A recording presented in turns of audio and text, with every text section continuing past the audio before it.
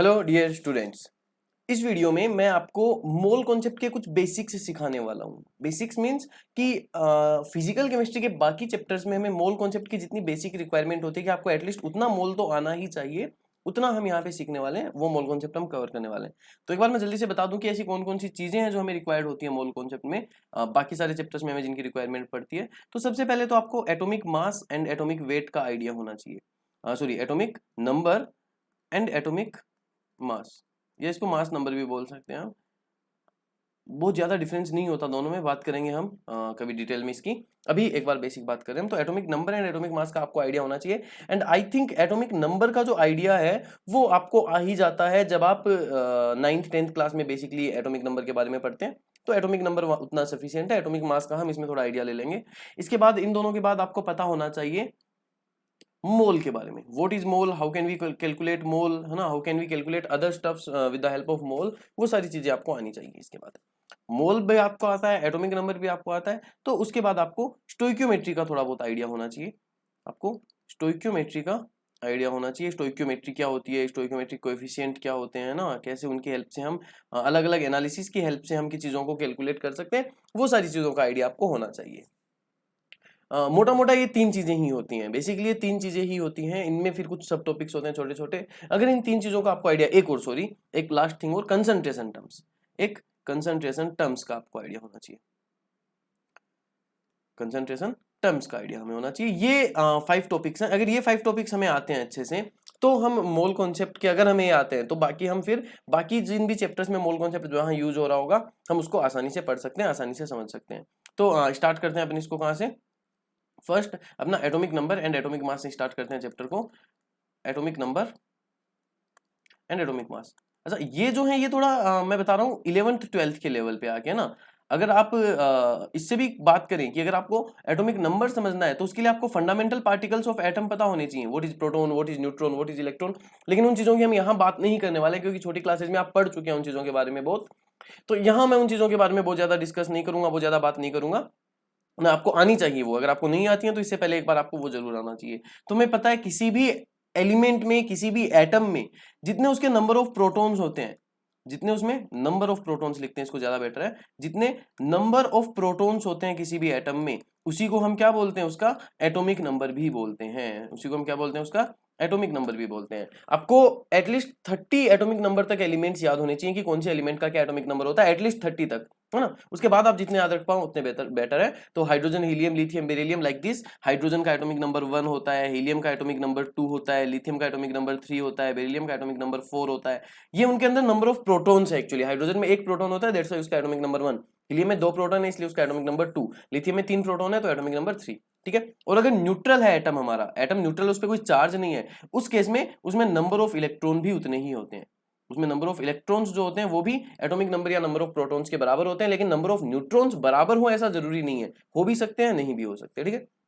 This is atomic number. इसको अपन generally Z से represent करते हैं। किससे रिप्रेजेंट करते हैं? जेड से। इसके अलावा दूसरी चीज जो होती है वो होता है मास नंबर। दूसरा जो कॉन्सेप्ट होता है वो होता है मास नंबर। मास नंबर क्या होता है? Mass number is atomic number. हमने बात किया कि किसी भी एटम में जितने नंबर ऑफ प्रोटॉन है उनको हम मास एटॉमिक नंबर बोल देंगे। तो मास नंबर क्या हो जाएगा? mn से लिख रहा हूं मैं अभी इसको। Mass number is number of protons plus number of neutrons. अगर हम किसी भी एटम में प्रोटॉन और न्यूट्रॉन्स के नंबर को ऐड कर देंगे, टोटल नंबर न्यूक्लियॉन्स के देखेंगे, तो उसको हम मास नंबर बोल देंगे, और उसको कैपिटल ए से रिप्रेजेंट किया जाता है। तो जनरली हमें चीज कभी एटम की अगर रिप्रेजेंटेशन मिलेगी तो आपको कुछ ऐसे मिलेगी। मान लीजिए कोई एटम एक्स है ना, एक्स उसका सिंबल है उस एटम का। कोई भी एटम है ये एक्स, तो इसके नीचे आपको कोई नंबर लिखा हुआ मिले वो हमेशा जेड की वैल्यू होती है, और उसके ऊपर आपको कोई नंबर लिखा हुआ मिले वो हमेशा ए की वैल्यू होती है। या फिर यही इस तरीके से भी लिखा हुआ मिल सकता है। ये एक्स जो है ये सिंबल है किसी भी एटम का, यहाँ पे जेड लिखा हुआ है और यहाँ पे ए, दोनों एक तरफ भी हो सकते हैं, अलग अलग भी। लेकिन अगर उसके नीचे लिखा है वो हम एटॉमिक नंबर लिखते हैं, और उसके ऊपर हम एटॉमिक उसका मास नंबर लिखते हैं। ठीक है। फॉर एग्जाम्पल अगर आपको लिखा हुआ मिले 2He4, 2He4, तो इसका मतलब हीलियम का एटॉमिक नंबर है 2, हीलियम का मास नंबर है 4। Mass number is number of proton plus number of neutron, atomic number is only number of protons. और अगर बेसिकली न्यूट्रल एटम है तो नंबर ऑफ इलेक्ट्रॉन्स भी उतने ही होते हैं उसमें। This is basically all about atomic number and mass number. अब तीसरी चीज जो आपको पता होनी चाहिए वो है एटॉमिक मास। यहां से मोल कॉन्सेप्ट थोड़ा अलग शुरू होता है, जो हमने छोटी क्लासेस में बहुत ज्यादा नहीं पढ़ा होता जिन चीजों के बारे में, वहां से हम बात करना शुरू करेंगे। तो एटॉमिक मास, एटॉमिक मास क्या होता है ध्यान से सुनना। किसी भी सिंपल, अगर मैं इसको एक लाइन में सिंपल डेफिनेशन आपको समझने के लिए बताना चाहूं, टेक्निकल डेफिनेशन की हम बात नहीं करेंगे, जरूरत भी नहीं है हमें इतनी, हमें क्वेश्चन सोल्व करने हैं, तो उसके लिए अगर आपको मैं सिंपल लाइन में डेफिनेशन बनाना चाहूं जिसको आप समझ सकते हैं, तो किसी भी एलिमेंट के एक एटम का जो मास है, किसी भी एलिमेंट के एक एटम का जो मास है, मैं इसको बोल सकता हूं रफली मैं बोलना चाहूं तो mass of one atom of any element is known as atomic mass of that element. For example hydrogen का एटॉमिक मास, तो हाइड्रोजन के एक एटम का मास, हीलियम का एटॉमिक मास, हीलियम के एक एटम का मास। ओके, इसकी जो प्राइम यूनिट है, जो सबसे पहले यूनिट डिफाइन हुई थी और जो सबसे ज्यादा यूज होती है एटॉमिक मास को बताने के लिए, वो होती है एटॉमिक मास यूनिट। ग्राम में हम जनरली रिप्रेजेंट नहीं करते हैं इसको हम एटॉमिक मास यूनिट में रिप्रेजेंट करते हैं। इसके बारे में डिटेल में हम अभी नहीं पढ़ रहे हैं, मैं बस आपको बेसिकली बता रहा हूं। इसको एएमयू में लिखते हैं, इसमें लिखते हैं एएमयू में लिखते हैं atomic mass, mass of one atom, और इसको रिप्रेजेंट करते हैं हम एटॉमिक मास यूनिट में। जैसे आपको जो मास लिखा मिलेगा वो एएमयू में लिखा मिलेगा, ठीक है। अब एटॉमिक मास होता कितना है, कैसे आया, उसकी भी मैं अभी बात नहीं करूंगा ज्यादा, बस आपको कंपाउंड्स के एटॉमिक मास याद होने चाहिए। आपको कंपाउंड्स के क्या होने चाहिए, एटॉमिक मास याद होने चाहिए। तो सबके तो हम नहीं कर पाएंगे ना, देखो जब भी आपके पास क्वेश्चंस आएंगे, कुछ भी आपको अगर डायरेक्ट क्वेश्चन पूछा गया तो उसमें एटॉमिक मास आपको गिवन होता है, कंपाउंड्स का एटॉमिक मास आपको गिवन होता है। फिर भी कैल्शियम तक जो एटम्स हैं, एलिमेंट्स हैं, उनका हो सकता है कि एटॉमिक मास आपको गिवन ना हो, कैल्शियम तक वालों का एटॉमिक मास हो सकता है गिवन ना हो। तो आप ज्यादा बेटर है याद रख लीजिए, एटॉमिक नंबर आप याद रख रहे हैं हाइड्रोजन से कैल्शियम तक, तो याद रखो if atomic number is even, अगर किसी कंपाउंड का एटॉमिक नंबर इवन है, atomic number is even, then उसका एटॉमिक मास जो है, देन उसका एटॉमिक मास जो है वो अप्रोक्सीमेटली बराबर हो जाएगा एटॉमिक मास जो है वो इक्वल हो जाएगा 2 into atomic number of that compound, atomic number of that element, atomic number of that element. अगर उसका एटॉमिक नंबर इवन है तो उसका एटॉमिक मास भी कितना हो जाएगा, 2 इंटू एटॉमिक नंबर हो जाएगा। फॉर एग्जाम्पल अगर हम बात करें, मान लीजिए आपको कोई पूछता है हीलियम का एटॉमिक मास बताइए, हीलियम का एटॉमिक मास, तो हीलियम का एटॉमिक नंबर होता है 2, हीलियम का एटॉमिक नंबर कितना होता है 2, तो हीलियम का एटॉमिक मास कितना हो जाएगा 2 इंटू 2 दैट इज 4 AMU। कितना हो गया हीलियम का एटॉमिक मास 4 AMU। अगर हमें कैलकुलेट करना है ऑक्सीजन का, तो ऑक्सीजन का एटॉमिक नंबर होता है 8, एटॉमिक नंबर आपको याद होना चाहिए, एटॉमिक नंबर 8 है तो इसका एटॉमिक मास कितना हो जाएगा, एटॉमिक मास हो जाएगा 2 into 8 that is 16 AMU। Unit लगाना मत भूलना, यूनिट ग्राम मत लिख देना, अगर आपको एटॉमिक मास पूछा जाता है तो यूनिट इज AMU। आपको पूछा जाता है मैग्नीशियम का एटॉमिक मास, मैग्नीशियम का एटॉमिक नंबर इज 12, मैग्नीशियम का atomic number is 12, so its atomic mass will be 2 into 12 that is 24 AMU। Okay, तो आपको किसी भी अगर एटम का एटॉमिक मास कैलकुलेट करना है आप कर सकते हैं, जनरली आपको गिवन होता है क्वेश्चन में, ठीक है।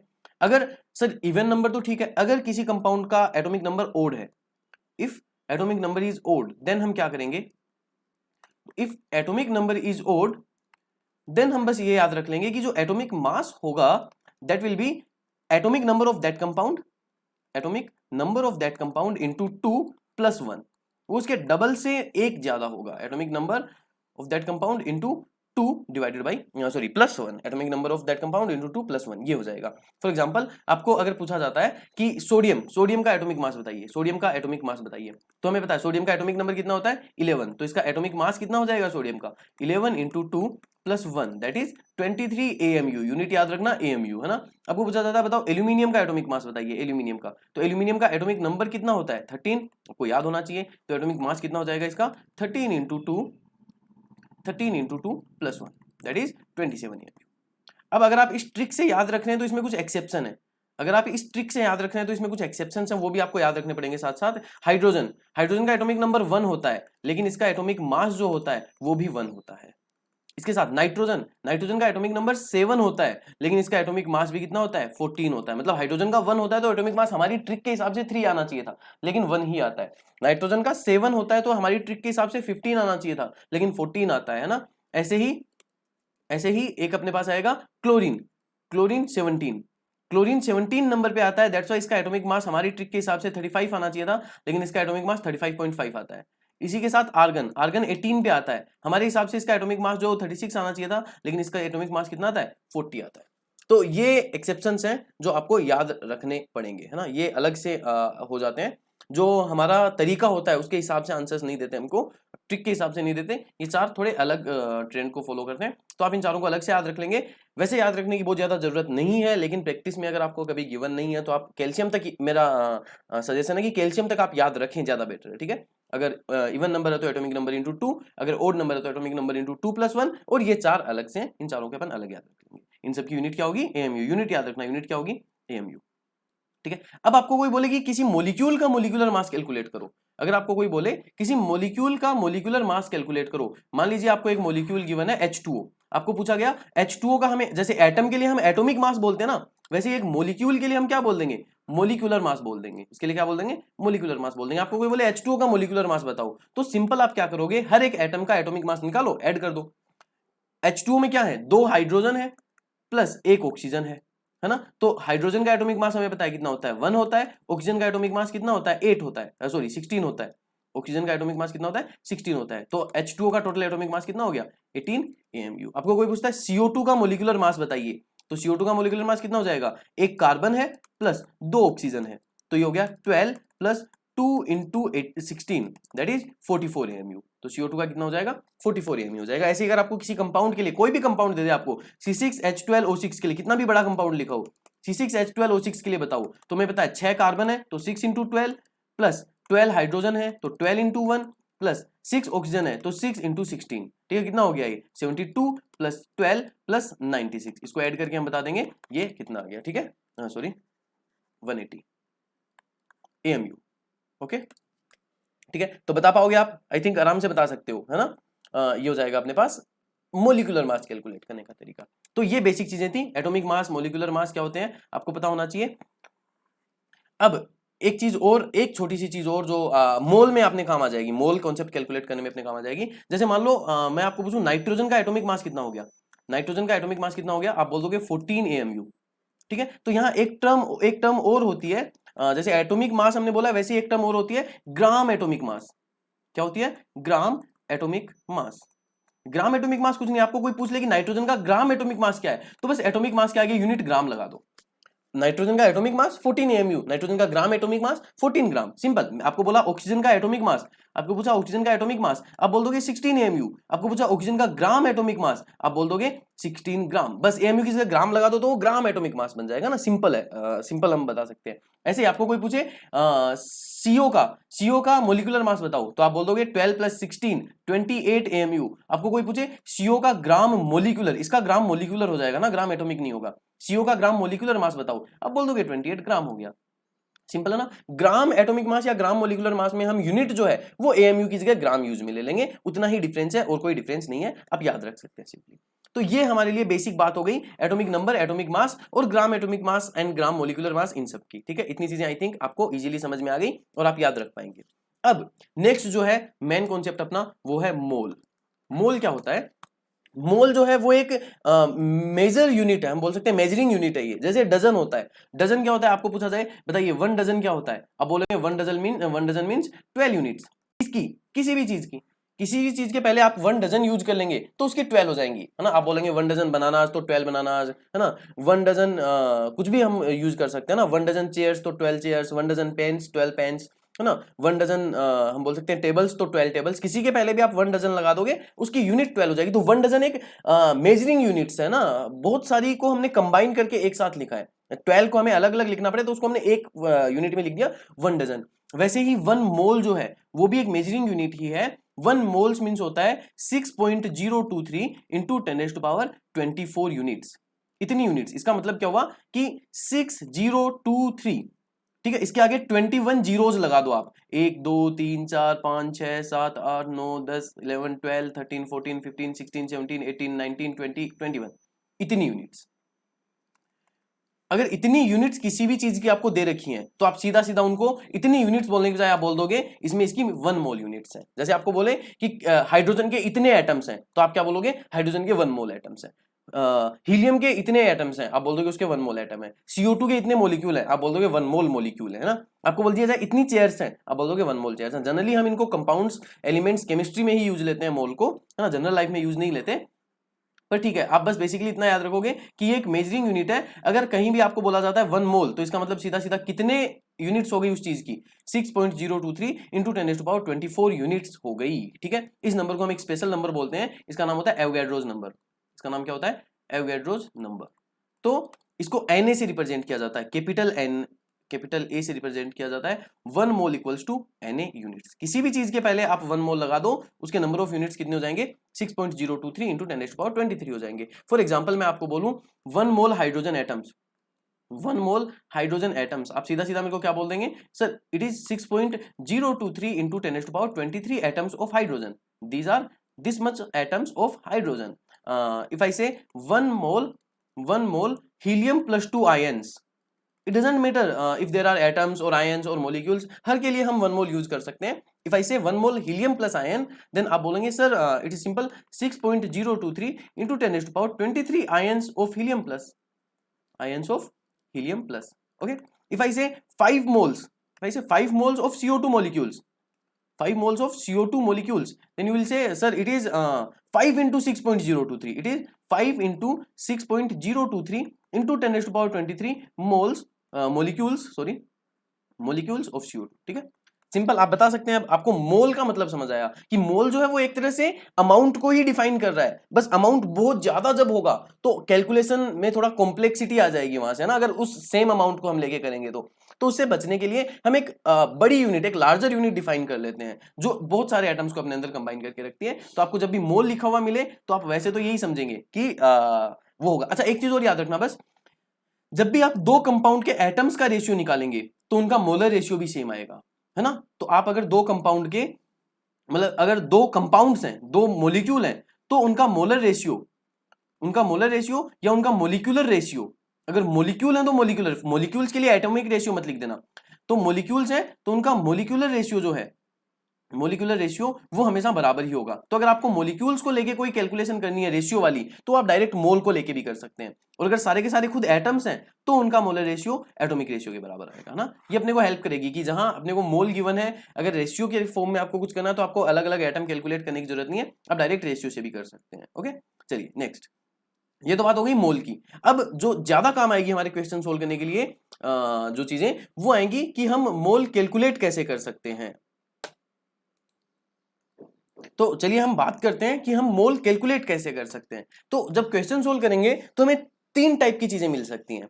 आपको हो सकता है जो कंपाउंड के मोल कैलकुलेट करने हो उसका मास गिवन हो सकता है, उसको आपको क्या हो सकता है? मास गिवन हो सकता है। दूसरा केस हो सकता है उसमें आपको नंबर ऑफ एंटिटीज गिवन हो, नंबर ऑफ स्पीसीज बोल देता हूं मैं, आपको नंबर ऑफ स्पीसीज गिवन हो, number of species are given. And हो सकता है कुछ केसेस में आपको गैस के लिए, किसी गैस के लिए, for a gas, if volume of a gas given, if volume of a gas is given, आपको गैस का वॉल्यूम गिवन हो, आपको एट एसटीपी है ना, एसटीपी आपको पता है standard temperature and pressure. So if mass is given of a compound then we can calculate number of moles for that compound. If number of species of that compound और that atoms और that molecule is given then we can also calculate number of mole for that compound. And if volume of a gas is given at STP then we can also calculate number of mole for that gaseous compound. उसके लिए simply हमें कुछ formulas याद रखने की जरूरत है। अगर आपको नंबर ऑफ मोल्स कैलकुलेट करने हैं, अगर आपको नंबर ऑफ मोल्स कैलकुलेट करने हैं किसी भी कंपाउंड, किसी भी एटम जिसके मास गिवन है, जिसका मास गिवन है, उसके लिए अगर आपको नंबर ऑफ मोल कैलकुलेट करने हैं तो आप सीधा सीधा फॉर्मूला याद रखिए, number of moles are mass given जो भी मास आपको दे रखा है in grams, mass given in grams divided by gram molecular mass या gram atomic mass, divided by gram molecular mass अगर मोलिक्यूल है तो, ग्राम एटॉमिक मास अगर एटम है तो, equals two divided by gram molecular मास और ग्राम एटॉमिक मास। ठीक है, ये अपने पास फॉर्मूला हो जाएगा सिंपल। आपको मास गिवन है, आपको बोला गया है 10 ग्राम हीलियम एटम्स हैं अपने पास, हीलियम एटम का जो मास है वो 10 ग्राम है, 10 ग्राम हीलियम एटम्स आपके पास प्रेजेंट है। बताओ उसमें नंबर ऑफ मोल क्या होगा? आप कैसे कैलकुलेट करेंगे? मान लीजिए मैं डायरेक्ट इसी को ले लेता हूं क्वेश्चन, हमें 10 ग्राम हीलियम गिवन है, हमें उसका नंबर ऑफ मोल कैलकुलेट करने हैं। तो हीलियम का ग्राम एटॉमिक मास कितना होता है? 4 होता है, आपको याद होना चाहिए। तो उसमें नंबर ऑफ मोल कितने हो गए उसके? 2.5 मोल्स हो गए। हीलियम के 10 ग्राम में कितने मोल आ जाएंगे अपने पास? 2.5 मोल आ जाएंगे। मान लीजिए आपको गिवन है कार्बन जो है उसका 70 ग्राम प्रेजेंट है आपके पास, 70 ग्राम कार्बन में नंबर ऑफ मोल बताइए। तो कार्बन का ग्राम एटॉमिक मास आपको याद हो जाएगा धीरे धीरे, 12 होता है, 12 होता है। तो ये कितना हो जाएगा? 5 पॉइंट समथिंग है ना, 5 पॉइंट समथिंग आ जाएगा अपने पास, 5.9 समथिंग अपने पास नंबर ऑफ मोल आ जाएंगे। तो ऐसे हम किसी भी एटम का अगर मास गिवन है, किसी भी मॉलिक्यूल का आपको गिवन है कि CO2 का जो मास है वो 88 ग्राम है, 88 ग्राम CO2 में बताइए उसके नंबर ऑफ मोल कितने हो जाएंगे। तो आप क्या करेंगे, 88 डिवाइडेड बाई CO2 का ग्राम मोलिकुलर मास कितना होता है 44, नंबर ऑफ मोल कितने हो जाएंगे, यानी 88 ग्राम सैंपल अगर आपने लिया है CO2 का तो उसमें 2 मोल CO2 प्रेजेंट है। ठीक है जी। अब आपको दूसरा, अगर नंबर ऑफ स्पीसीज गिवन हुए कि मेरे पास इतने नंबर ऑफ एटम प्रेजेंट हैं तो बताओ मोल कितने होंगे, तो ये तो हमने अभी अभी देखा है। नंबर ऑफ स्पीसीज से अगर आपको नंबर ऑफ मोल्स कैलकुलेट करने हैं तो हमें पता है 6.023 इंटू 10⁻23 स्पीसीज में एक मोल होता है ना। तो एक्स मोल ऑफ स्पीसीज, जितने भी मुझे नंबर ऑफ स्पीसीज गिवन है उसमें कितना हो जाएगा, जितने भी नंबर ऑफ स्पीसीज गिवन है उसमें कितना हो जाएगा, उनको डिवाइड कर दूं मैं किससे, 6.023 इंटू 10⁻24 से। आप इसको वैसे याद रखेंगे Na से, है ना, Na से याद रखो, बार बार हम इतना बड़ा डिजिट ये जो नंबर है लिखेंगे नहीं। अगर आपको नंबर ऑफ स्पीसीज गिवन है उनको आपने डिवाइड कर दिया Na से, एवोगैड्रोस नंबर से, तो आपके पास नंबर ऑफ मोल आ जाएंगे।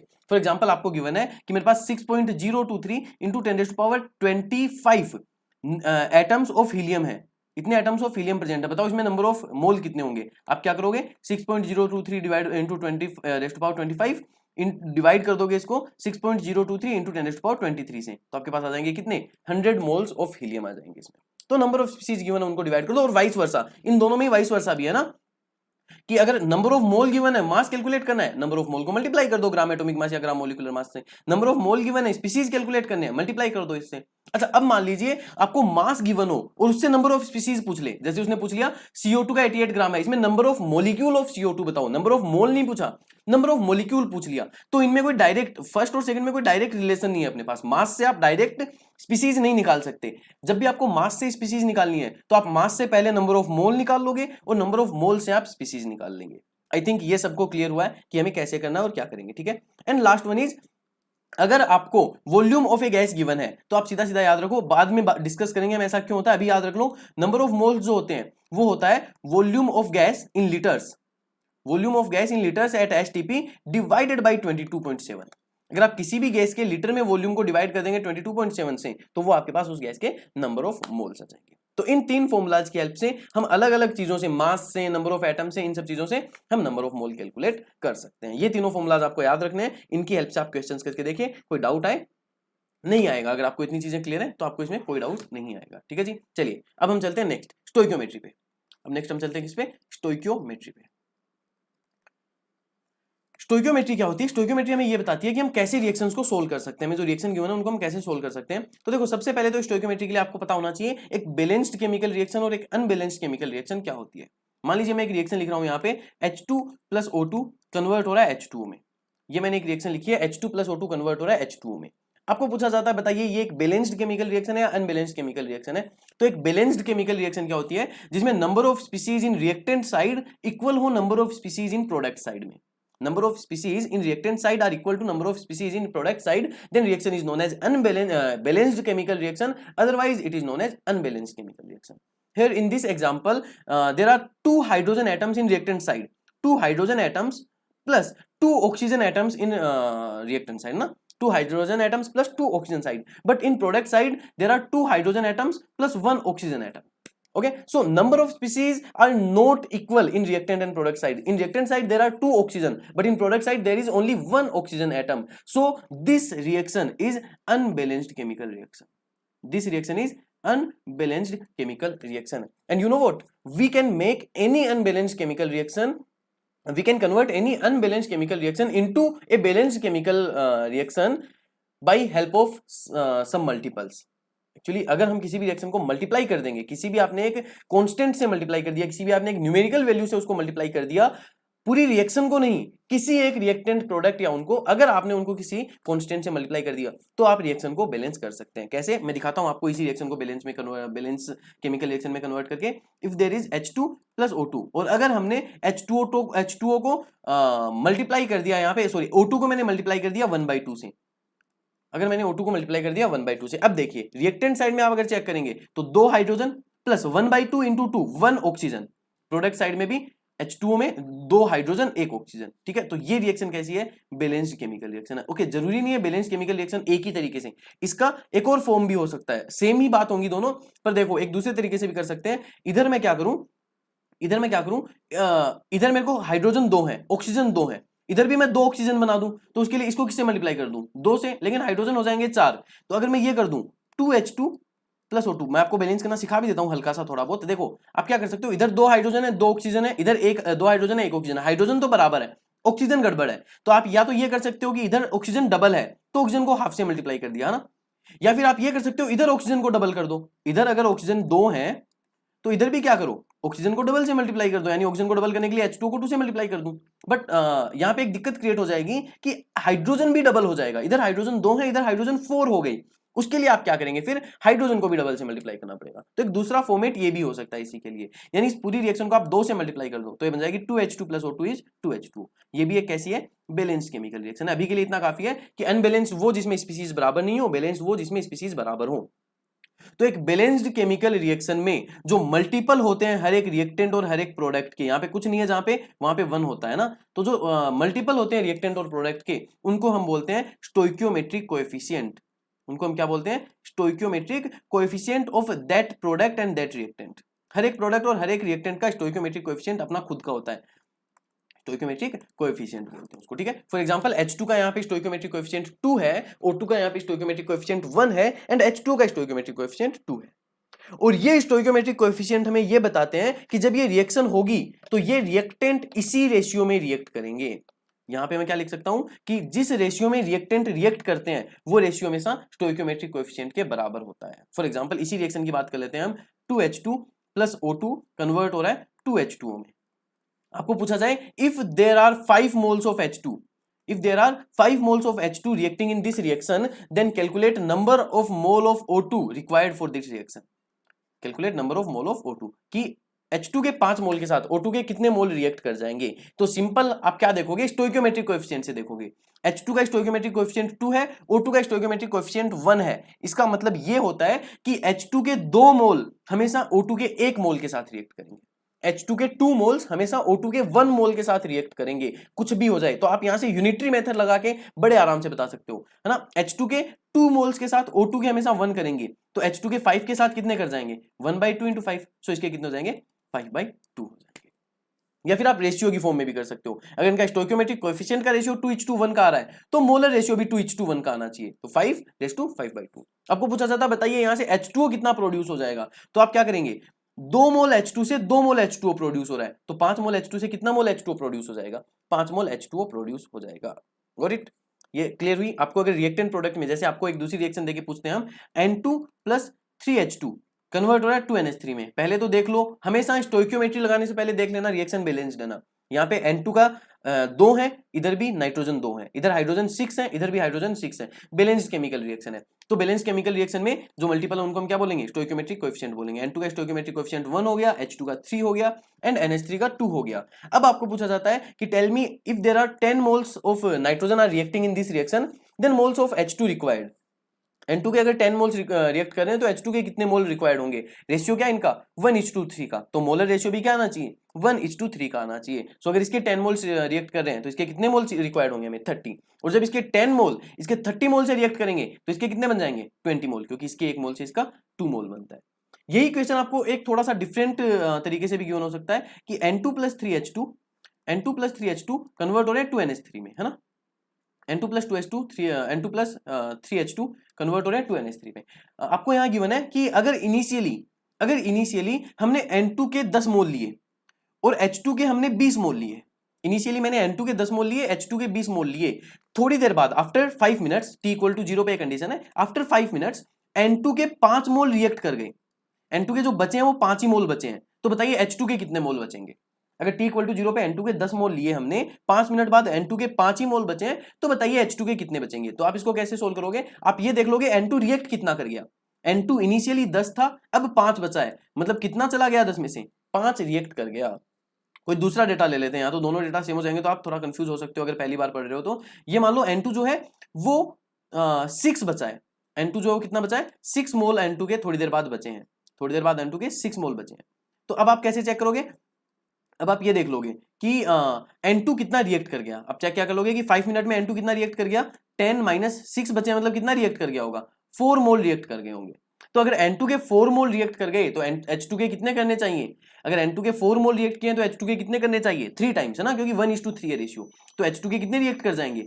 4 × 3 12 मोल रिएक्ट कर जाएंगे। तो आपको कोई पूछे कि बताइए H2 कितना बचा, तो आपका आंसर आ जाएगा H2 बचेगा 8। H2 के कितने मोल बन जाएंगे? 8 मोल बच जाएंगे। आपको कोई पूछे NH3 कितना बना, तो N2 के अगर 4 मोल रिएक्ट कर गए तो N2 का जब एक रिएक्ट करता है तो NH3 के 2 बनते हैं। N2 का अगर 4 किया है तो इसके भी कितने बन जाएंगे? 8 मोल्स बन जाएंगे। तो इस तरीके से हम कोई भी आंसर दे सकते हैं स्टोइकियोमेट्री का। आई थिंक स्टोइकियोमेट्री का इतना आपको क्लियर है। आप और एग्जांपल्स करेंगे और क्लियर हो जाएगा। अभी के लिए बेसिक के लिए हमें इतना रिक्वायर्ड है। This analysis is known as mole analysis, कि किसी एक के मोल के हेल्प से हम बाकी सबके मोल पे कैसे कमेंट कर सकते हैं, वो चीजें यहाँ पे ये सारी होती हैं। So this is mole analysis and this is stoichiometric, बोल सकते हैं दिस इज स्टोइकियोमेट्रिक कैलकुलेशन, है ना, मोल एनालिसिस, स्टोइकियोमेट्रिक एनालिसिस।